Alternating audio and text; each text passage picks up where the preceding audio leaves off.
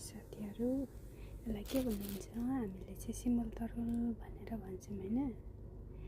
यहाँ त कति महँगो हो। यत्रो सानो ल्याएको ठिक्कै 2.70 रहेछ है। कसावा भन्दा रहेछ। यहाँ के लेखेको रहेछ? इङ्ग्लिसकै नामै होला कसावा है। मैले एउटा कुरा देखाउन लागेको, यो नेटमा फुसिल भनेर है लेखेको थियो हैन। दाम पनि महँगो अनि अफरमा रहेछ। अनि मैले अफरमा लिएँ हैन। तर मैले बुझ्न नसकेको कुरा चाहिँ के भने, यो ओरिजिनल त हैन होला।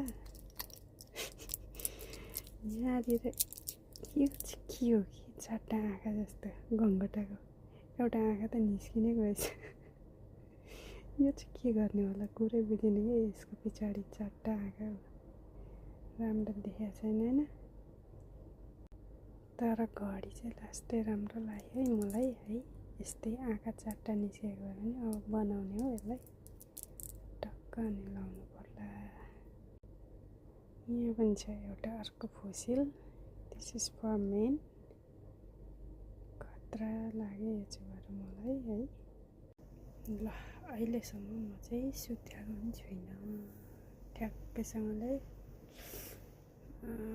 4:17 भएछ रातिको है। खाएर भाँडा धुवा पनि छैन। अब मैले यो कसावालाई धुनु अनि धोएर भोलि पकाएर खानालाई राख्ने हो।